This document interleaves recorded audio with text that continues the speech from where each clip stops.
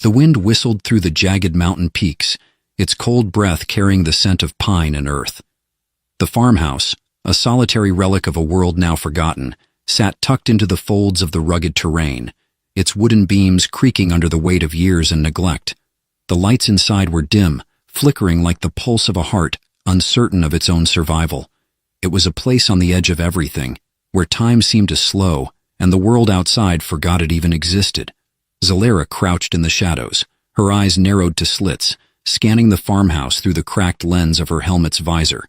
The glint of her weapon, sleek and deadly, reflected the pale light of a dying sun. Her breath came in measured bursts, the rhythm as practiced as the steps she had taken to get here. The hunt was always the same.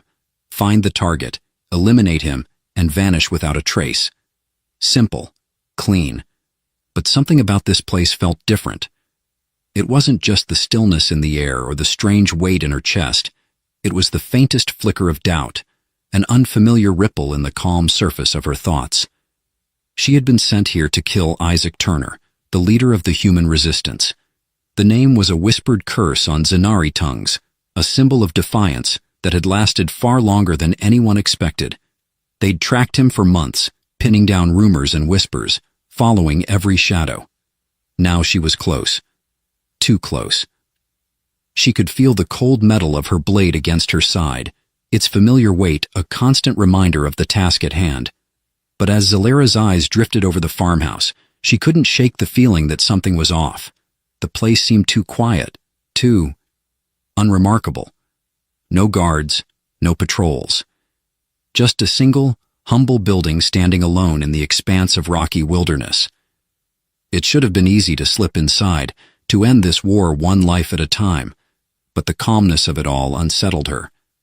No resistance, no defense, no sign of the brutal human tenacity she had come to expect. She narrowed her gaze, focusing on the window just above the porch. A faint flicker of movement, a shadow, too deliberate to be an accident. Zalera's heart stilled, her pulse steady, as her instincts screamed that this was no ordinary farmhouse. This was no ordinary target. The door to the building opened with a soft creak, and for the briefest moment, Zalera saw him. Isaac Turner. He was crouched on the porch, his hands moving with the careful precision of someone who had lived too long on the edge of survival. But it wasn't his movements that drew her in. It was his expression. His face was tired, weathered by years of conflict, but there was something else there, something deeper than the anger and hate she had expected. Beneath the hardened exterior there was a softness, an openness, a weariness, but not the kind she had seen in other resistance leaders, the kind that burned with righteous fury. No, Isaac Turner's eyes held something else, something human, something vulnerable. The pulse of doubt twisted in Zalera's chest, but she quickly pushed it down. There was no time for hesitation. This was just another mission, another human to silence. Her hand twitched toward the sleek silver blade strapped to her waist, its edge gleaming like a sliver of moonlight. A single strike, swift and precise, would end it all. And yet, as she watched Isaac move toward the small fire in front of the farmhouse, the tension in her shoulders didn't loosen. It tightened. The man knelt beside a creature, a fox or something like it, its fur matted with blood. Isaac's hands were gentle as they worked, tearing strips of fabric from his tattered coat and binding the creature's wounds. His eyes, focused on the animal, held a depth she wasn't prepared for. Zalera's gaze lingered on the scene, her grip tightening on the handle of her weapon. This wasn't what she had expected. Humans were supposed to be savage, to be consumed by hatred and vengeance. They were supposed to fight back with every ounce of their being, to burn with rage, to strike first, strike hard. But Isaac Turner, the man she had been sent to kill, seemed different. Her breath caught in her throat, the thought settling like a stone in her chest. What was he doing? The question danced at the edge of her mind, taunting her with its simplicity. She had seen enough humans to know what they were capable of, what they should be capable of. But Isaac Turner's kindness, his quiet focus on a wounded animal, shattered everything she had been taught to believe about them. There was a subtle power in his calmness, something that made the air around them feel thicker, heavier. She could almost taste it, a kind of unspoken challenge. Was this a trick? Zalera's hand tightened around her weapon, but she didn't move. She couldn't.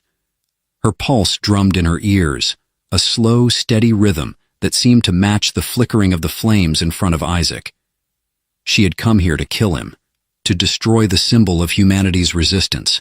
But now, staring at him, kneeling by the fire, her mind raced with questions. Was he really the monster they made him out to be? Or was there something deeper at play here? Something she wasn't seeing? She blinked, her gaze fixed on his face as he worked, the flickering light casting shadows across his features.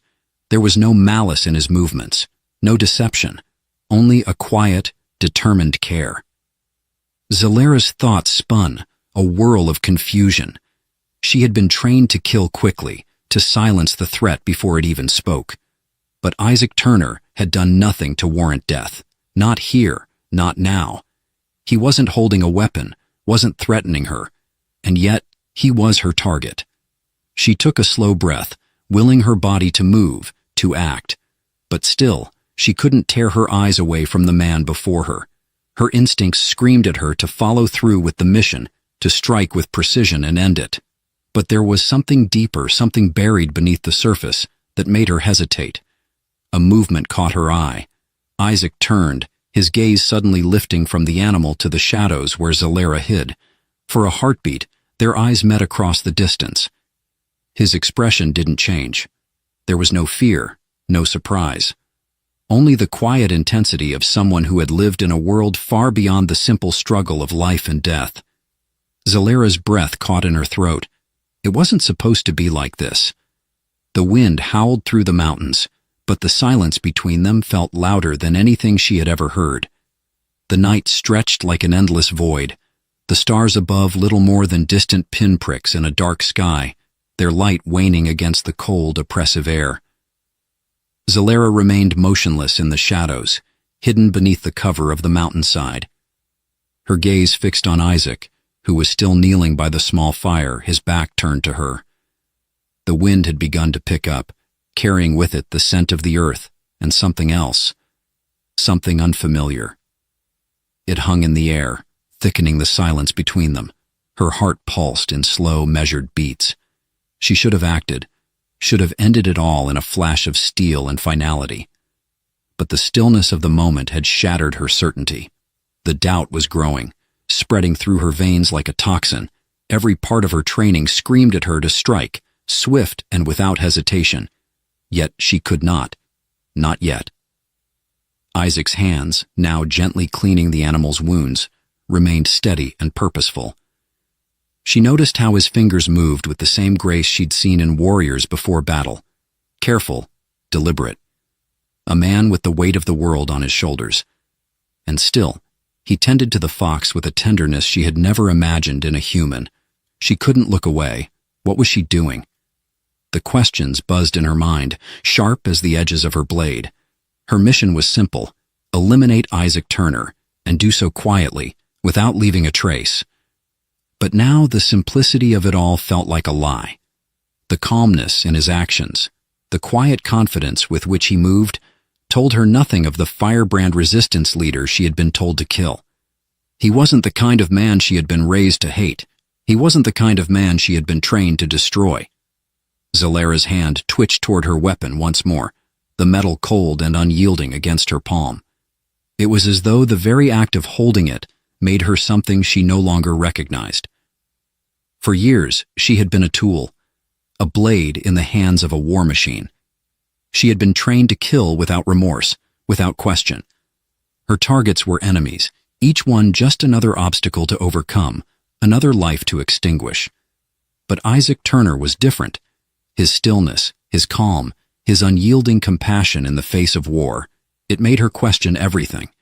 She had come to kill him, to strike him down in the darkness before he even realized what was happening. But now, standing in the shadows, she realized that it wasn't just Isaac she was facing. It was herself. The man before her wasn't an enemy, not in the way she had been taught.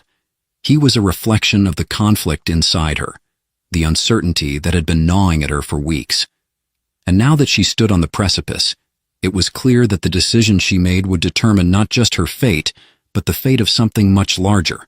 Her breath came in shallow bursts, her senses sharpened by the weight of the moment. The air around her crackled with tension, as if the universe itself held its breath, waiting for her next move. She couldn't stay here forever, hidden in the darkness, watching him like a shadow. There was a decision to be made, one that would irrevocably change the course of her life, and perhaps the course of the war. Isaac, unaware of her internal battle, finished tending to the fox-like creature and stood slowly, stretching his back with a soft grunt. He glanced around, his eyes sweeping over the mountainside as if searching for something. His gaze lingered on the dark shapes of the trees, the rocky outcroppings, searching for something he knew was there but couldn't see. Zalera's pulse quickened, her grip tightening on her weapon. Something wasn't right. Isaac had sensed something, her presence perhaps, or the subtle shift in the wind. He was not the helpless man she had imagined, standing alone in the wilderness. There was something dangerous about him, something sharp beneath that quiet exterior. For a long moment, the silence between them grew unbearable. Zalera felt the tension in her chest, the need to act, to fulfill her mission and return to the safety of the shadows. But the words he had spoken earlier still lingered in her mind. "If you're here to fight, I won't resist. But if you need help, I can offer that too." Why hadn't he fought? Why hadn't he raised a weapon, screamed a war cry, done anything to defend himself? It wasn't what she had expected. The human resistance was built on survival, on tenacity and rage. But Isaac Turner didn't seem interested in survival. He seemed more interested in something else, something deeper. Her thoughts were interrupted by a soft sound. Footsteps, faint, almost imperceptible. But to her, they were as loud as thunder. The sudden reality hit her with the force of a physical blow. She wasn't alone. Zalera snapped into action, her body moving instinctively. She shifted from the shadows, finding the cover of a nearby rock formation, her senses on high alert. The footsteps grew louder, more distinct, and then she saw them. 3 figures, moving silently through the dark. They were Zinari. They moved with the same fluidity, the same deadly precision that Zalera herself had been trained to emulate. Her heart raced. The Zinari had come. The mission had just escalated. Zalera knew she had to act, but her mind was spinning. These Zinari weren't part of her mission. They were something else. A rogue faction, perhaps. But what were they doing here? Why had they followed her? And why were they so close to Isaac Turner? The figures drew closer, their presence like an unspoken threat in the night. Zalera had a split second to make a choice. She could move now, eliminate the threat, finish her mission, and return to the fold. Or she could wait, observe, and see how this new puzzle unfolded. She felt the weight of the decision press down on her chest. Isaac stood still by the fire, seemingly unaware of the danger drawing near. For a moment, everything inside Zalera told her to strike, to end it, to stop this war, to stop the unknown, and return to the cold, logical simplicity she had known for so long. But then she thought of the kindness in Isaac's eyes, the strange softness that had shattered everything she thought she knew. Could she really go through with it? Could she really kill him? And then she heard the unmistakable sound of movement behind her, her own kind, closing in with the force of a gathering storm. She had no choice now. The decision was no longer hers to make. The Zinari were closing in. Their movements were swift, a terrifying synchrony, honed by countless years of war. Zalera could hear their footsteps, almost like a pulse that vibrated through the air, the rhythm of a predator on the hunt. They were not her comrades, not part of her unit. These were strangers, their intentions unreadable, and every instinct she had screamed at her to act. She crouched low behind the outcrop, her breath shallow, her mind racing. She had expected the mission to be straightforward, a single kill to mark the end of the war. But now, with every passing second, her world seemed to be shifting beneath her feet. The lines between friend and enemy, between loyalty and betrayal had blurred. The figures in the distance were not the Zenari she knew. They weren't following orders. They were here for something else. And they were closing in on Isaac Turner. Zalera's pulse quickened. The stakes had just escalated beyond her control. She had not counted on this, on the possibility that her own kind might betray her. She had been trained to believe in the superiority of the Zenari, to trust in the precision of their mission-driven society. But now, in the face of an unexpected threat, those certainties were crumbling. Isaac remained unaware of the danger, standing beside the fire, the flickering flames casting long shadows across his face. She could see his silhouette against the soft glow of the embers, still tending to the injured animal, with the same calm determination that had haunted her since their first meeting. He didn't know what was coming for him, and yet, despite the mission, despite the foreign, alien instinct to eliminate him, a strange protectiveness began to coil within Zalera. He didn't deserve this, whatever this was. Her grip tightened on her weapon. She wasn't here to protect him. She was here to kill him. And yet, as the Zenari drew closer, her mind raced with questions. Why had they followed her? Why were they targeting Isaac now, when he had done nothing but kneel by a fire? Was he even the target at all? Or had the mission shifted, become something entirely different without her knowledge? She had never questioned her orders before. Her life had been one of clear directives, simple actions, and unwavering obedience. But now, as she watched the shadows of the Zenari soldiers grow larger, something inside her began to break. This wasn't just about Isaac Turner. This was about the truth of who she was, of who they all were, and what the war had really been about all along. One of the Zenari figures, a tall warrior with silver scars crisscrossing his face, stepped forward, his eyes glinting in the darkness. He was the leader of this group, Zalera could tell. The air around him vibrated with authority.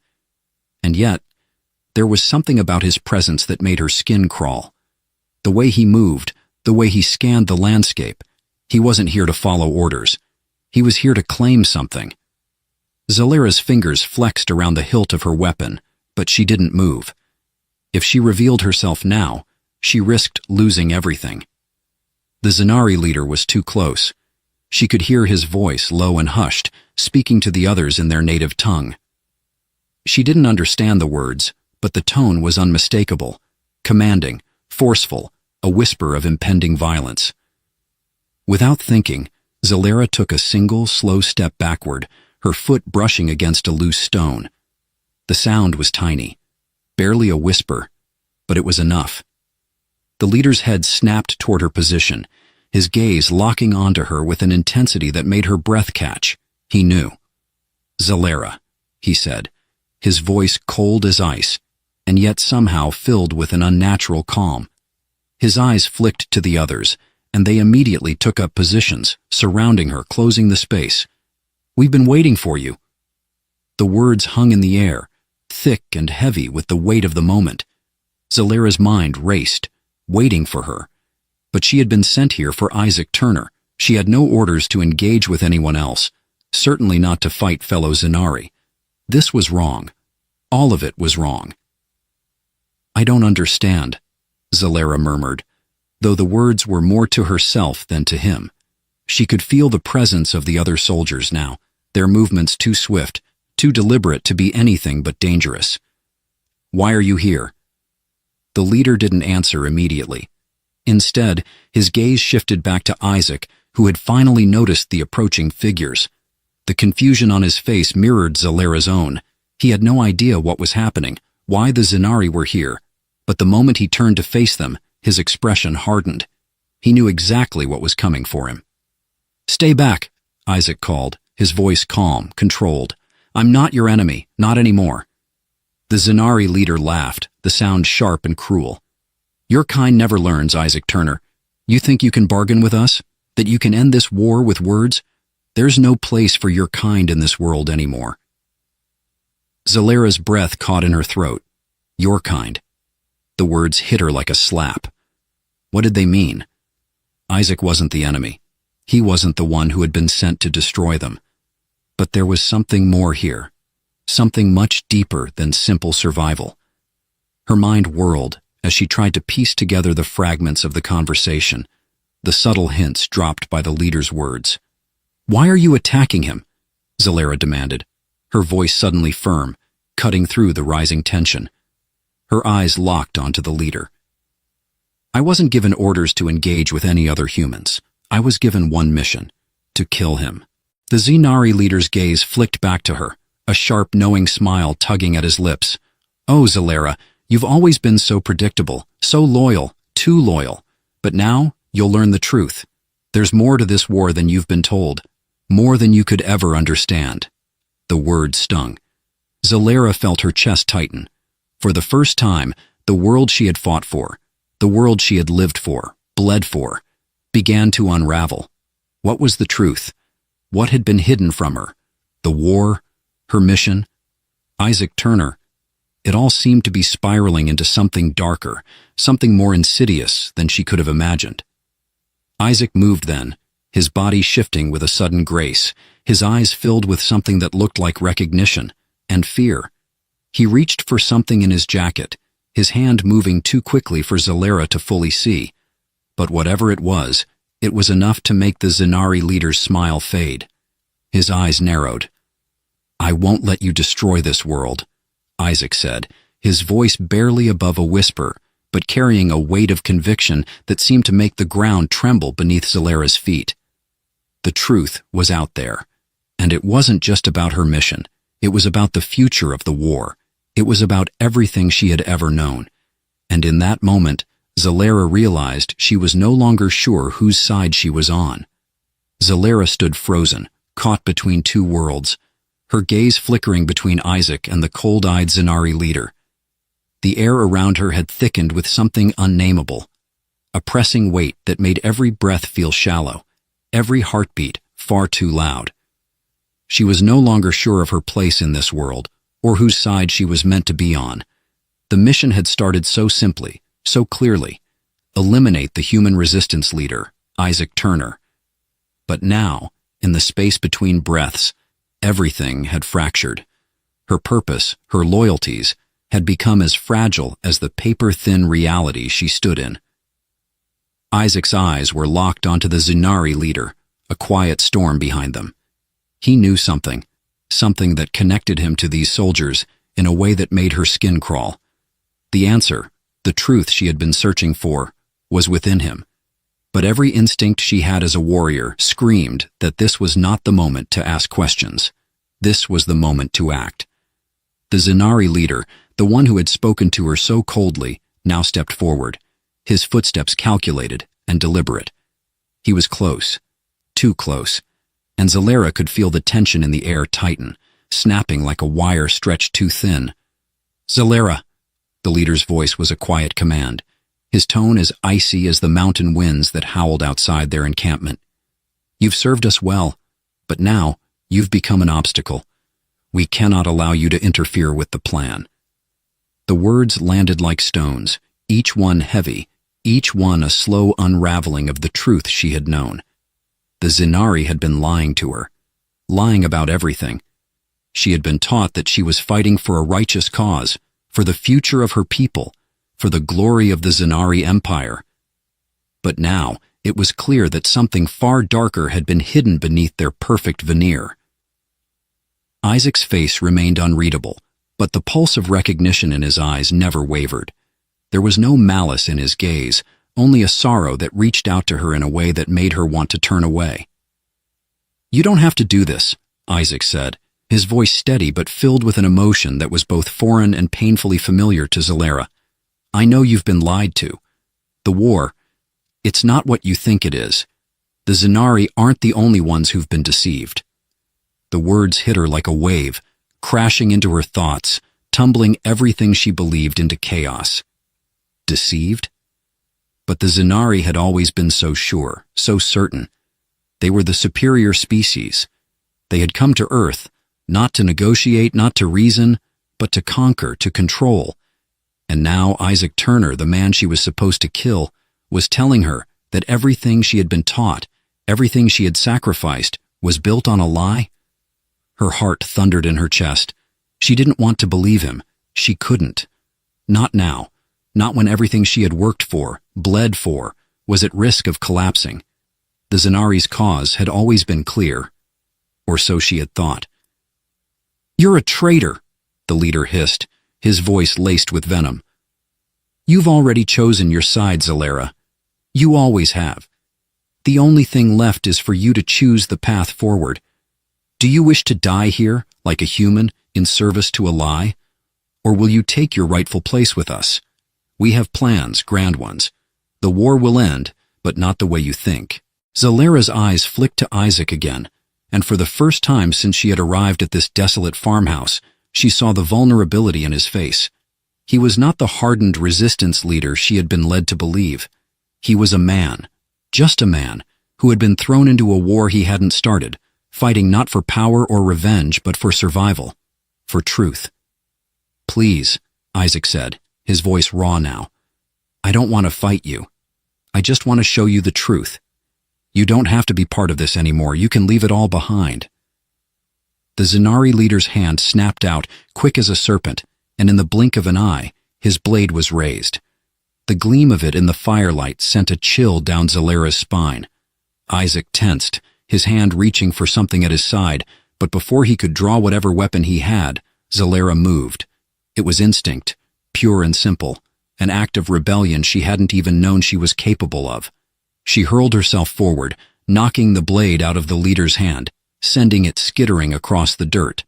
The crack of her movement was like thunder in the stillness, the weight of her action immediate and irreversible. The Zanari leader recoiled, his eyes flashing with disbelief. "What are you doing?"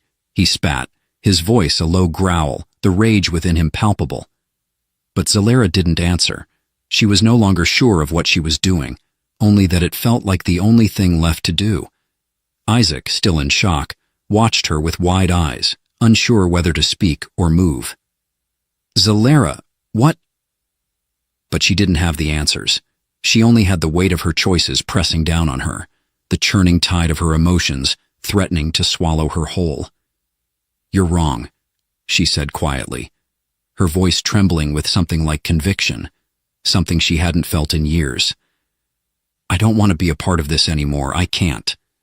The Zanari leader's expression twisted in fury, and before Zalera could react, he lunged at her, his body a blur of lethal precision. But she was faster, the Zanari warrior instinct still there, ingrained in her like breath. She sidestepped, her leg sweeping out to knock him off balance. The leader stumbled, and Zalera took the opportunity to grab his weapon, the strange, serrated blade now in her grasp. She was still trembling, still uncertain of her next move, but the weight of the moment felt too heavy to ignore.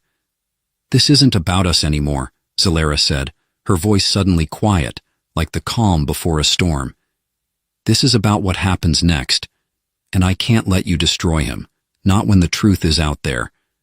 Isaac's eyes were locked on her now, filled with gratitude and something else, a quiet, burning hope.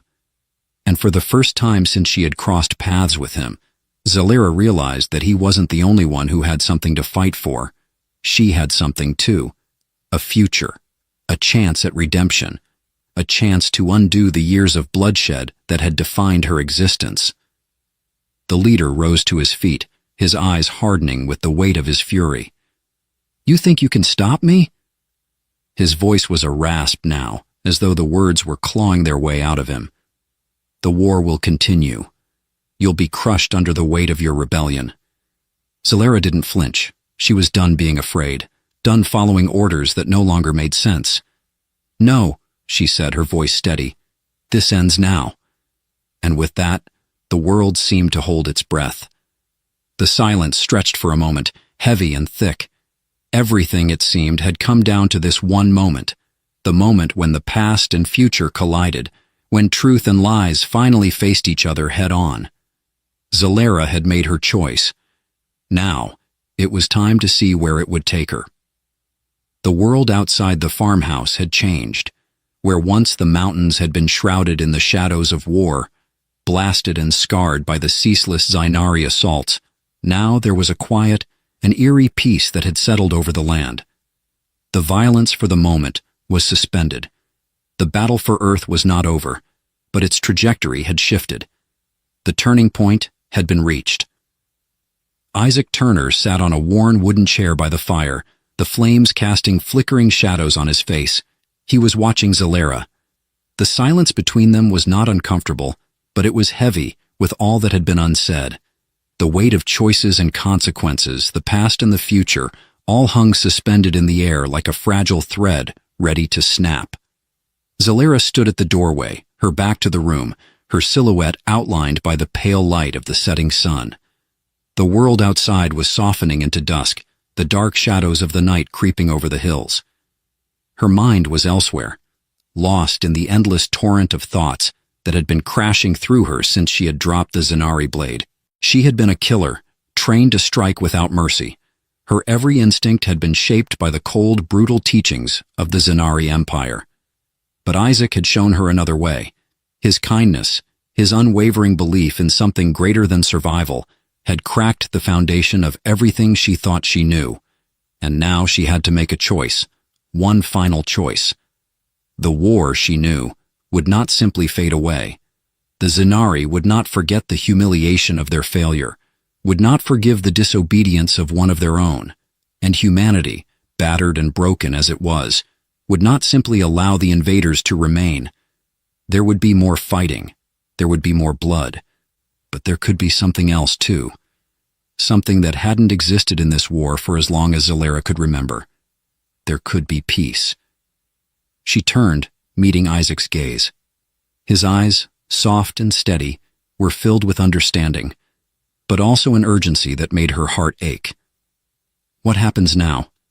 she asked quietly, her voice a bare whisper, carrying the weight of the unspoken between them. Isaac did not answer immediately. Instead, he looked out the window, his expression distant. His hand rested on the small table beside him, fingertips grazing the edge of a map of Earth, dotted with locations marked in red, places of significance to the human resistance. Some of them, Zalera knew, were strongholds, others were decimated cities, a testament to the harshness of the war. "I can't stop them, Zalera," Isaac said, his voice calm, but there was a tremor in the words. "I don't have the power to end this, not alone." Zalera approached him slowly, her boots making no sound on the wooden floor. She stood at his side, her gaze shifting from the map to his face. "But together we can," she said. Her voice was stronger now, filled with a new conviction. Isaac turned his head toward her, and for a brief moment, his eyes softened with something akin to gratitude. But there was something else in the depths of them, a flicker of something that made Zalera's chest tighten. She could see it now, the weight of his past, the burden of leadership that had already cost him so much. And yet, he was still here, still fighting, still believing that there was a future worth fighting for. "I don't know what we're up against," Isaac said after a long pause. "I don't know how many of them there are, or how far they've infiltrated. But I do know this. We can't keep fighting like this. It has to stop. It has to change." Zalera's mind raced, her thoughts circling back to everything she had learned in the past few days. The truth about the Zanari Empire, about the lies they had fed her, about the destruction they had wrought. It all came rushing back, the countless lives she had taken, the years she had spent in blind obedience to a cause that no longer felt just. She had been used. They had all been used. Now, she had the chance to stop it, to end the war on her terms. "We don't have to face them alone," Zalera said, her voice firm, filled with a strength she hadn't known she possessed. "There are others who will listen. There are humans who will join us. And there are Zanari who are disillusioned, just like I was. If we show them there's another way, they will come."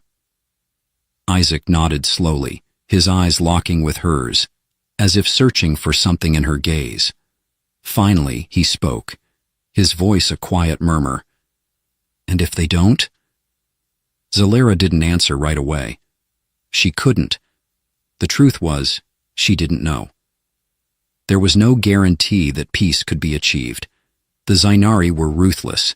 and the war had already destroyed so much. But she had seen a glimmer of hope.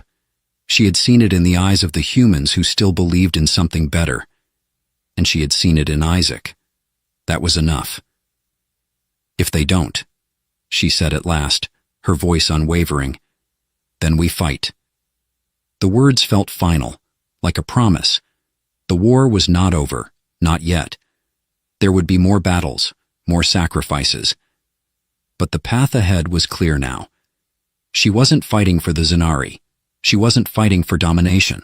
She was fighting for something different, for a future where humans and Zenari could live without the endless cycle of destruction. She was fighting for redemption. Isaac stood, his face hardening with resolve.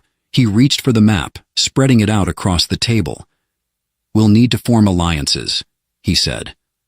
"We'll need to plan every move carefully, but we'll do this together." Zalera placed her hand on the map, her fingers brushing over the lines that crisscrossed Earth, the cities, the resistance strongholds, the Zenari control points. The future lay in their hands now. The truth had been revealed, and there was no turning back. But there was hope. And in that moment, for the first time in years, Zalera believed in something other than the mission. She believed in the possibility of peace. She looked at Isaac one last time. "Then let's make sure they know we're coming." The fire crackled behind them, the shadows of the night closing in, but the light in the farmhouse seemed brighter now, a beacon in the dark. The war was not over, but the end had begun, and for the first time the future felt full of possibilities. The planet lay in fragments, its surface scarred by the rift of battle. Gritty winds churned through the ruined landscape, kicking up sand and ash from the charred remains of cities once teeming with life.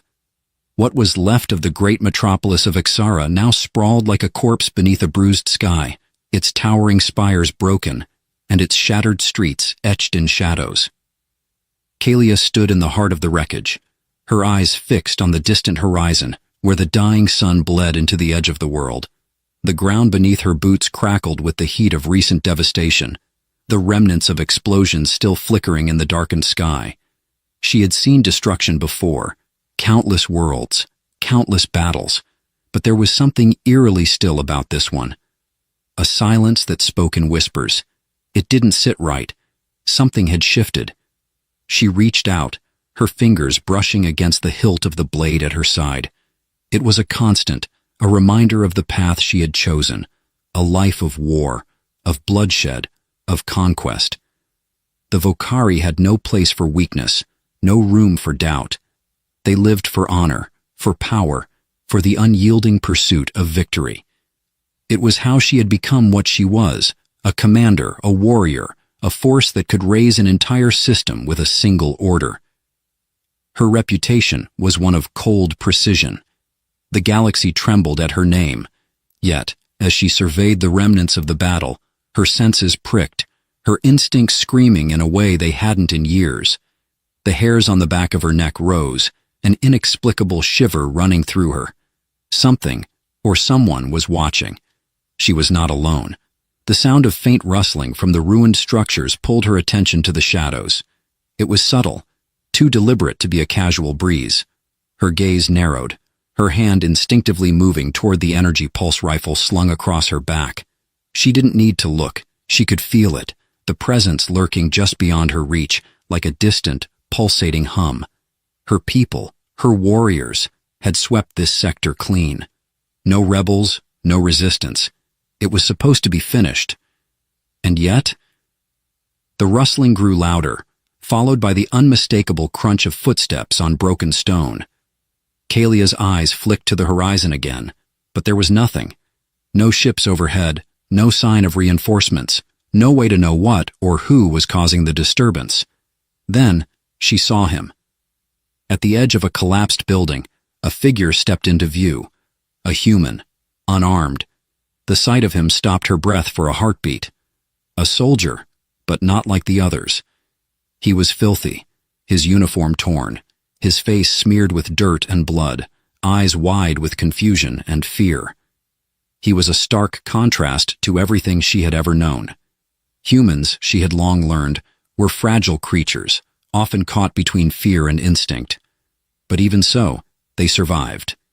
This one, though, there was something about him that made her pause. His hand trembled, but he held his ground, staring at her with an intensity that seemed out of place for a man so clearly out of his depth. He had the look of someone stranded, someone who had been left behind, forgotten in the wake of a war that was never his own. Kalia felt the weight of her blade at her side. For a moment, she considered ending him, swift, clean, and certain. But then something held her back. She didn't know what it was. Perhaps the defiance in his eyes. Perhaps the sheer audacity of his presence. Whatever it was, it stirred something deep inside her, something that hadn't been touched in years. He took a step forward, his movements cautious, measured. "You—" His voice cracked, strained. "You're one of them, aren't you?" One of them. The words carried a weight she hadn't expected. She didn't answer, not at first. Instead, she studied him, his posture, the desperation in his eyes. He was human, out of place in a world meant for those like her. Yet there was something in his gaze that unsettled her more than she cared to admit. He wasn't merely afraid. He was defiant. I know you can hear me." He took another shaky step, his voice steadier now, but still tinged with fear. I'm not your enemy." The words pierced through the tension hanging between them, like a crack in a dam, allowing something else to flow free, something she hadn't allowed herself to feel for a long time. Curiosity. "Then what are you?" she asked, her voice low, dangerous. A fool, a spy, or simply another dead man. The human winced at her tone, but still, he pressed on. "I'm just a soldier, stranded, left behind by my unit after the last mission. I wasn't supposed to be here. I didn't ask for any of this." The words hung in the air, a simple admission, a truth that, for reasons Kalia couldn't explain, gnawed at something buried deep within her. She was used to hearing the bravado of enemies, the screams of fear from those she conquered, but this was different. This man wasn't offering resistance. He wasn't begging for mercy. He was simply existing. Kalia narrowed her gaze, stepping closer, her boots crunching over the glass and metal that littered the ground. "You're lying." His eyes flickered with something she couldn't quite name, but he didn't flinch. He only shook his head, a sad, knowing look in his eyes. "I'm not.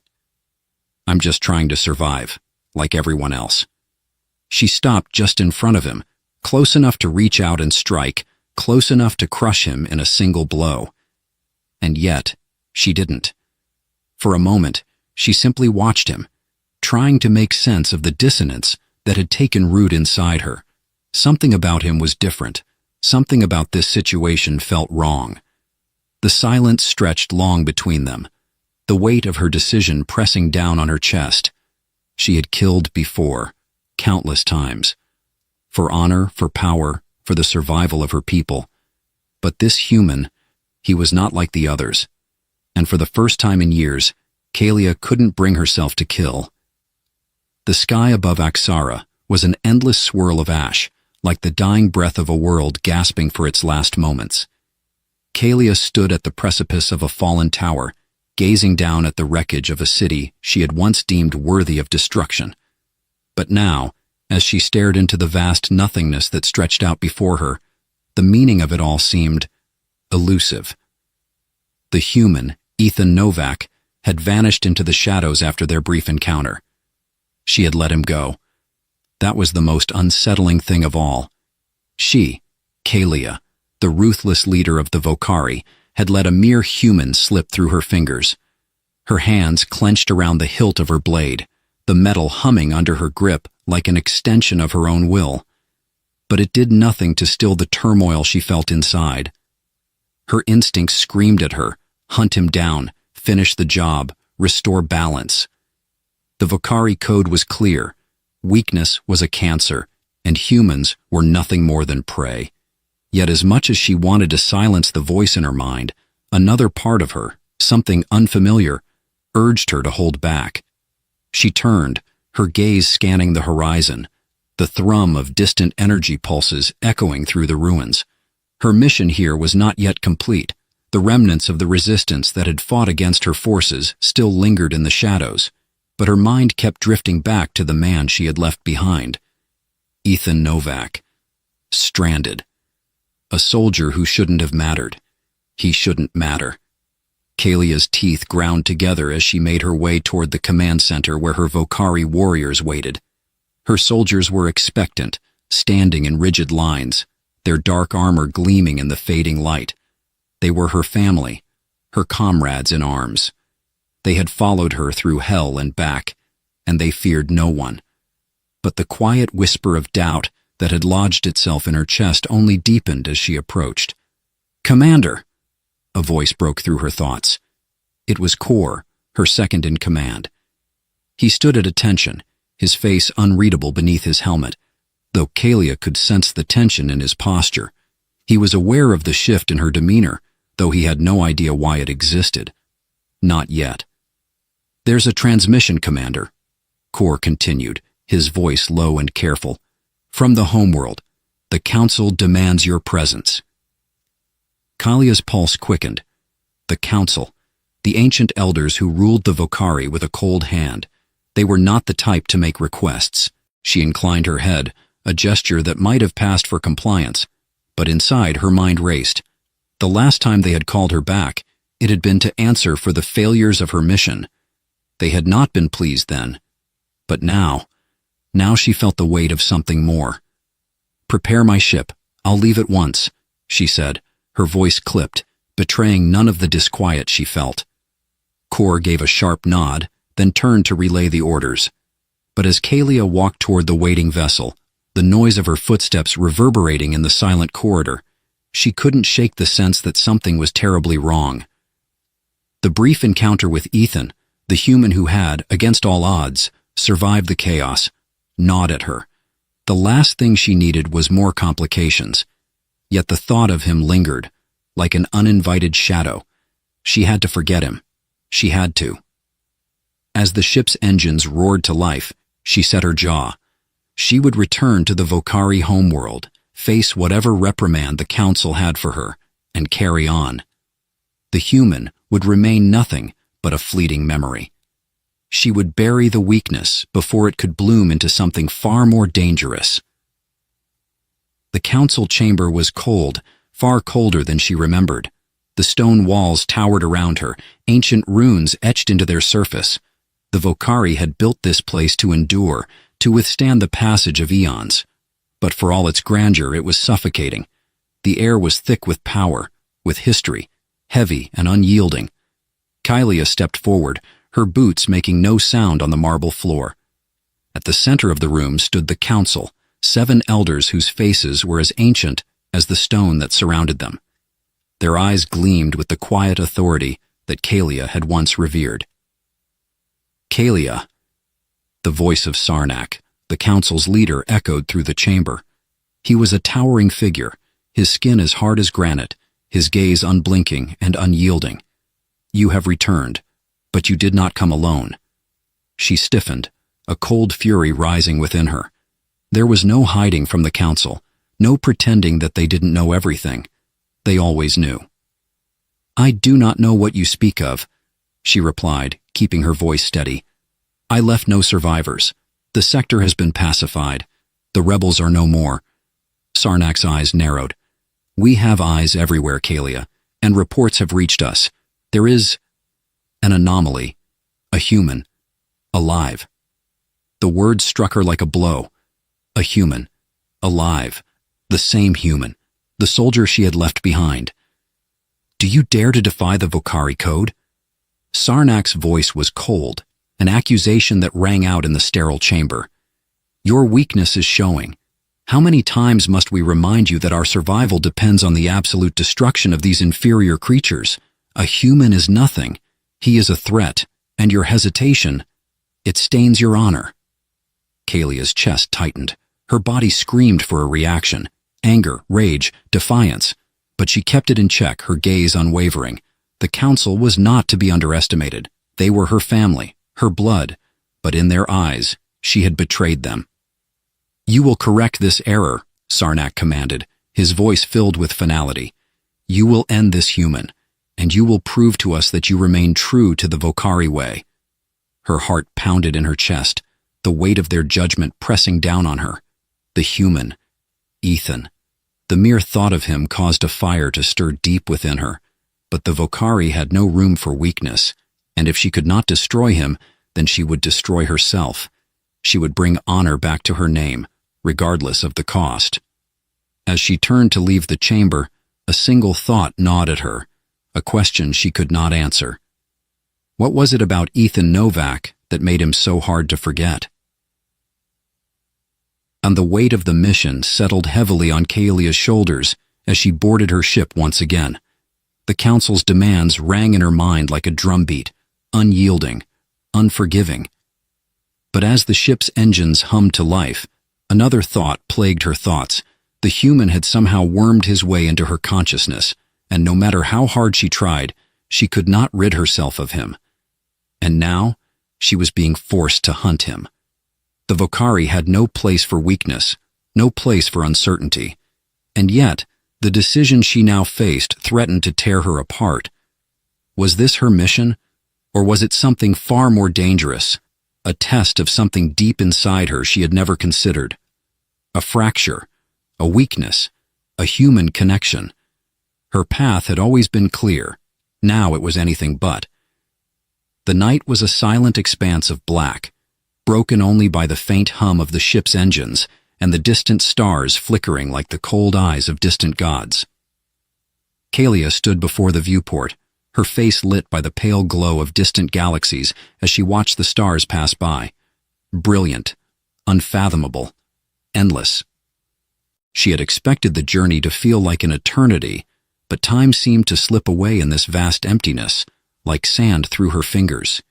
Each pulse of the ship's engines only deepened the quiet tension that gnawed at her insides. Her thoughts were a tangle, every thread pulling her in a different direction. The Council's demand weighed heavily on her mind. Hunt down the human, destroy him, show no mercy, prove that she was the warrior they had forged her to be. But then there were the other thoughts, the thoughts that whispered of hesitation, of uncertainty, of Ethan Novak's eyes, those strange human eyes that had looked into hers not with fear, but with something else, something that she couldn't define, something that was now a sharp ache at the core of her. She had never hesitated before. Kalia had never been one to second-guess her actions. Her path had always been clear. The mission, the code, the war. There was nothing else. But now, in the cold expanse of space, everything had shifted. Her thoughts were interrupted by the low chime of the console beside her. She turned, her fingers brushing the cold metal of the panel.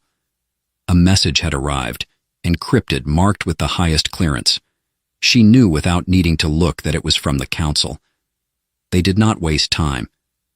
The message unfolded on the screen, the words sharp and unforgiving. "The human is no longer a priority. Your mission is altered. Proceed immediately to Sector 7 Alpha. You will find new orders awaiting you there. Failure will result in your termination." The words struck her like a blow to the chest. No longer a priority? Her breath caught in her throat, the steady pulse of the ship's engines now a distant hum. The Council had changed the game without warning. They had already expected her to track down and kill the human, but now there was something else. A new order, a new mission. Her fingers tightened around the console as her mind raced. The human was no longer the target. But what was? And why had the Council given such a vague order, sending her to a sector she had never heard of before? She had no choice. "Set course for Sector 7 Alpha," she commanded, her voice cold, even though her mind was a maelstrom of confusion. The ship's navigation system beeped in acknowledgement, and the course was set. Kalia turned away from the console, her hand instinctively resting on the blade at her side. It was always there, a constant reminder of the world she had chosen, the world that had shaped her. The journey was brief, but the closer they drew to Sector 7 Alpha, the more Kalia felt the weight of unease settle in her bones. The sector was marked on no map she had ever seen, a blind spot in the vast expanse of the galaxy. There were no known colonies, no military outposts, no reason for a commander like her to venture there. And yet, the Council had spoken, and she, ever obedient, would follow. As the ship approached the designated coordinates, her sensors picked up something. A small ship, an unidentified vessel, drifting in the void. The design was unfamiliar, sleek and jagged, unlike anything she had encountered before. Her pulse quickened, an instinctive alertness settling over her. This was not a random ship. This was something planned. The ship's exterior was battered, scorch marks running along the hull, but it was still operational. Its communication system was offline. There was no distress signal, no signs of life, only the eerie silence of space. "Bring us in close," she ordered. Her crew, trained to follow her commands without question, obeyed. The tension in the air was palpable as the ship hovered near the unknown vessel. Kalia's eyes scanned the viewport, searching for any sign of movement. There was nothing. Then, without warning, the exterior of the unknown vessel flickered, a low hum, and then a shudder that rippled through the hull of her own ship. A sudden, unnatural force coursed through the vessel, like the grip of something unseen. Kalia's breath caught as the warning lights on her console flared to life. "Report," she barked. "Electromagnetic pulse," the technician replied, his voice tight with panic. "It's disrupting our systems. We're being pulled toward them." A flash of understanding struck Kalia like lightning. The unknown ship had triggered the pulse deliberately, and now her ship was in its grip. There was no escape, no maneuver to avoid it. Slowly, the two ships drifted closer, the connection between them undeniable. "Prepare to board," Kalia ordered, her voice razor-sharp. "I'll deal with this. Seal the ship and stay alert." Her hand went to her blade again. Her heart hammered in her chest, the rhythm of battle already taking hold. Whoever was on that ship was not to be underestimated. The air in the docking bay was thick with tension as Kalia suited up. Her warriors were at the ready, weapons drawn, but Kalia's mind was already elsewhere, piecing together fragments of the puzzle. The Council had wanted her to destroy the human, but now they had rerouted her, brought her here, to this unknown ship. Why? And who or what was on board?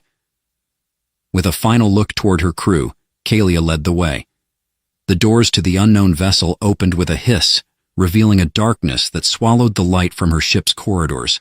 Her pulse quickened, but she didn't flinch. She never flinched. Stepping onto the ship's cold metal floor, Kalia felt a shiver run through her. This place felt wrong, as if the very air was saturated with some unseen presence. The corridor stretched out before them, dimly lit, its walls lined with strange symbols, alien, yet oddly familiar. There were signs of struggle, bloodstains, scorch marks, the remains of bodies strewn across the floors. Something had happened here. A voice broke through the silence, a whisper, too faint to be a human voice. "Kalia." Her heart stopped. It was a name she had not heard in years, but there was no time to question it. The next moment, the ship's lights flickered and went out, plunging them into darkness. The silence stretched long, like a breath held in the void. Then, in the pitch black, a figure appeared. Ethan. He was standing at the far end of the corridor, his form illuminated only by the faint glow of the emergency lights. His clothes were torn, his body covered in the same marks of battle as before. But there was something else now. His eyes were different, wild, desperate, and familiar. "You came," he said, his voice hoarse, raw with emotion. Kalia's breath caught in her throat. There was no way this was possible. She had left him behind. The Council had made it clear. This was a mistake. And yet standing before her was the human who had haunted her thoughts, her hesitation, and now, her mission. The stakes had changed, and they were about to change even further. The air in the darkened corridor crackled with an energy Kalia couldn't name, an unfamiliar tension that stretched the moment thin. She stood motionless, her hand hovering near the hilt of her blade as her eyes locked onto Ethan's figure at the far end of the ship. His face, pale and gaunt, was illuminated by the flickering red emergency lights, casting deep shadows across his features. Kalia had no idea how he had gotten here. One moment she had left him stranded on the war-torn planet, a casualty of the galaxy's brutal, unforgiving wars. The next, he was standing before her, alive and intact, as though he had slipped through the very fabric of reality itself. And that wasn't the only question eating at her. "Why are you here?" she demanded, her voice sharp, like a blade cutting through the suffocating silence. Ethan's lips parted, as though to speak, but the words never came. His eyes, desperate and wild, darted nervously toward the dark expanse of the ship's corridor behind him. You need to listen to me, Kalia," he said, his voice strained with urgency, but also with fear. "There's something wrong. You don't know what's going on here. It's not just a random ship, it's a trap. They've been waiting for you." Kalia's heart rate quickened. Her instincts, honed over years of relentless training, screamed at her to end this. End him. But something in his tone, something about the way his eyes flickered between fear and determination, anchored her to the spot. "They?" she asked, her voice colder now, a steel edge cutting through the tension. "Who are they?" Ethan swallowed hard, his throat visibly tightening with the weight of the words he was about to speak. "The Vokari," he whispered, the word hanging in the air like a death sentence. Kalia's breath caught in her chest, her mind faltering for a moment. The Vokari. The very name of her people, her own blood, had never felt so foreign. A cold chill crept down her spine. For the first time since she had encountered Ethan, doubt gnawed at her. How could he know? Before she could respond, a sudden tremor shook the ship, a violent jolt that rattled the walls. Red emergency lights flashed faster, strobing through the darkness as a deep, low hum filled the ship. The ship's artificial gravity flickered, throwing them both off balance for a moment. "Kalia!" Ethan shouted, his voice raw with panic. "We don't have much time!" Kalia snapped into action without thinking. Her hand was already on her blade, her instincts taking over as she turned on him, her eyes narrowed. "I don't know who you are, human, but if you think I'll—" "No!" Ethan cut her off, his voice trembling with desperation. "You don't understand. I'm not your enemy. They've sent you here to die. You have to trust me." The word struck her like a blow, the raw urgency in his voice awakening something inside her, something she had buried for so long. Was it possible? Was this all some kind of test, some final mission? A trap, perhaps, to see if she would break under pressure? A deep rumble echoed from somewhere deeper in the ship, a reverberating vibration that sent Kalia's heart racing. She turned her head toward the sound, her blade already half drawn as she moved forward, her eyes scanning the dark corridor. The danger was real. She could feel it in her bones. "Where do we go?" she asked sharply, her voice demanding, her eyes still fixed on Ethan, who looked more than ready to bolt. Ethan hesitated, looking around nervously before meeting her gaze once more. "There's a control room," he said, his voice trembling but determined. "But you won't make it without me. I'm the one who can access it. I know what's happening. They're waiting for you.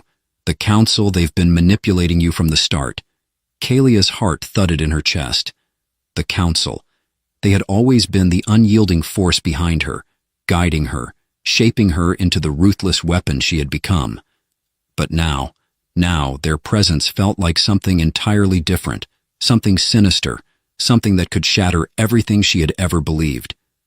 Her grip tightened around her blade, the cold metal in her hands grounding her, but it wasn't enough to silence the doubt gnawing at her. Could he be lying? Was Ethan merely another pawn in the game of the Vokari? There was something in his eyes that told her the truth was there, buried deep beneath his fear. Without a word, she stepped forward, her decision made. Lead the way. They moved quickly through the darkened ship, the flickering lights casting long shadows that seemed to stretch and writhe with every step they took. The corridors felt endless, cold, and suffocating, as though the ship itself were alive and watching them. The deeper they went, the more the sense of wrongness intensified. Ethan led her to the control room, a small, cluttered space filled with strange alien technology, its walls humming with power. He moved quickly, his hands shaking as he activated the terminal. The screen flickered to life, revealing a web of encrypted data streams, all bearing the unmistakable insignia of the Vocari. Kalia's heart raced as she stepped closer, her mind reeling. This wasn't just some rogue ship. This was Vocari technology, advanced, intricate, designed to manipulate, control. Her gaze flickered to Ethan, who was working furiously at the controls, his fingers flying over the keys. "I told you," he said quietly, his voice filled with dread. "They've been manipulating everything. The Council, they're not what you think. They've been using you, Kalia. You were their weapon, their tool. And now—" He paused, his face stricken with realization. "Now they're turning on you. This ship, it's a testing ground, a trap. The moment you arrived, they were going to kill you. And now, you're a part of their plan." Kalia's breath caught. The pieces of the puzzle were coming together, but the image they formed was a nightmare. The Vocari had never been interested in her as a person. They had seen her only as a tool, a means to an end. They had used her to conquer worlds, to enforce their brutal code, and now they were discarding her as though she were nothing more than a weapon with no value. How much of my life has been a lie? Her mind was a whirlwind of questions, of realizations that she could scarcely comprehend. But as the hum of the ship intensified, as the shadows deepened around them, Kalia realized that it was too late for answers. They were past the point of no return. With a sudden, jarring noise, the ship's internal alarms blared to life, and the terminal screen shifted, revealing a new message, a countdown, 5 minutes to detonation. Ethan's voice was a frantic whisper. "You have to leave. They've triggered the self-destruct. It's too late for us." Kalia's world tilted on its axis, as everything she had fought for, everything she had believed in, shattered in an instant. There was no escape. The countdown was real, and the end was drawing near. The ship was going to destroy them both. And in that final fleeting moment, Kalia understood. This was not just a mission, it was a reckoning. She had to make a choice. Would she die as the weapon the Vocari had forged her to be, or would she fight to survive, to fight for something more than the cold code of her people? The answers were closer than she could have ever imagined. The ship shuddered as the countdown reached its final moments, a harsh mechanical growl vibrating through the walls, threatening to tear them apart.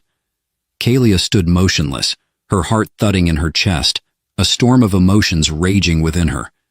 The countdown was a relentless drumbeat, each second that passed a reminder of how little time she had left. And yet, in this moment, as the countdown screamed its impending doom, there was something deeper, a shift in the very core of her being. She had been trained to fight, to kill, to obey the brutal codes of her people. She had spent her life in the service of the Vocari Empire, a cog in their unrelenting machine. And now, after everything that had happened, after Ethan, after the truth about her people, after the betrayal, she was faced with a choice that could change everything. The question echoed in her mind. What will I choose now? Kalia.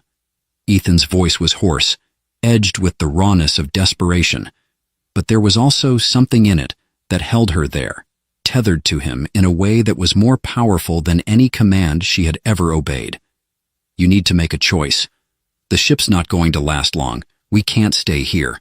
If we're going to survive, if we're going to do anything, I need you to trust me. He was right.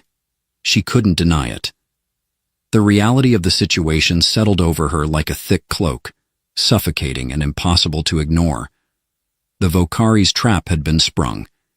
She had been their tool, their weapon, and they had known from the start that she was expendable. But Ethan had never seen her as a weapon. He had seen her as a person. He had offered her something that no one else ever had, a chance at something beyond the battlefield, beyond the blood and the war, a chance at redemption. The hum of the ship intensified, the final seconds ticking away with horrifying precision. Kalia's gaze locked onto Ethan's, and for a fleeting moment, she saw not just the soldier, not just the human who had been a part of this terrible game, but someone who was looking at her, truly looking at her, not as a Vocari warrior, but as a woman, as a person. She could feel her grip on her blade tightening, but not out of reflex. It wasn't the weapon of a warrior that she clung to now. It was the symbol of a choice. The blade was the past. Ethan was the future.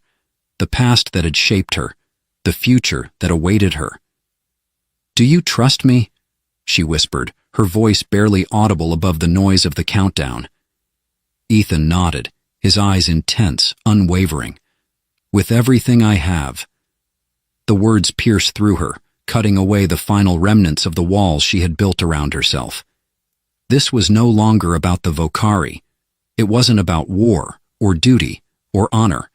It was about survival, and about something deeper than that, something she had never known she could have.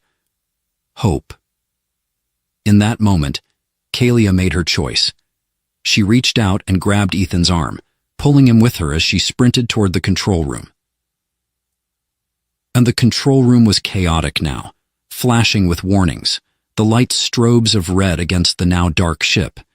Ethan moved with an urgency she could barely match, his fingers flying over the terminal's controls as Kalia watched with a narrowed gaze. There was no time for hesitation, no room for error. Every second felt like a lifetime. "You know what to do?" Kalia asked, her voice tight as she glanced over her shoulder at the door, listening to the distant hum of something far worse than just a countdown. It was the sound of her own destruction. "I think so," Ethan said, his voice filled with a strange mix of fear and determination. His fingers hovered over the terminal's final command, his gaze locked onto the screen. "The detonator's programmed into the main core. I've got to bypass the security override before we can shut it down. But if I do this wrong, we both die." Kalia's heart raced, her breath coming in shallow bursts as she took a step forward, standing beside him.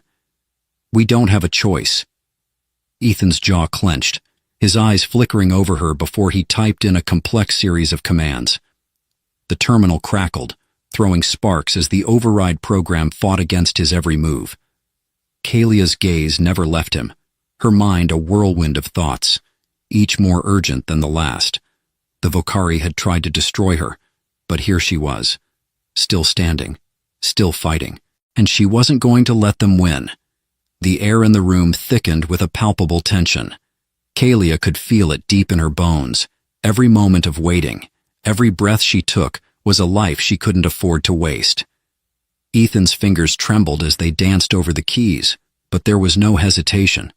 Every stroke, every movement brought them closer to a final solution. "Almost there," Ethan muttered, his voice strained, sweat beading on his forehead as he worked. Kalia's pulse raced, but she kept her eyes steady on the door, on the faint shadows she knew would soon be there, waiting to come for them. The Vocari had sent their warriors. She could feel them, lurking just beyond the reach of the ship's fractured defenses. One last keystroke. The ship's humming grew louder, a deep vibration that rumbled through her chest like the low growl of an animal, ready to pounce. Suddenly, the terminal flashed green. The countdown stopped. "We did it," Ethan whispered, his relief washing over him like a wave. Kalia's eyes narrowed, scanning the flickering screens. They had stopped the countdown, yes. But the Vocari were far from done with her. The war was not over. She had a choice now. What was she going to do with the second chance she had been given? She turned to face Ethan, the silence between them filled with the weight of everything unsaid.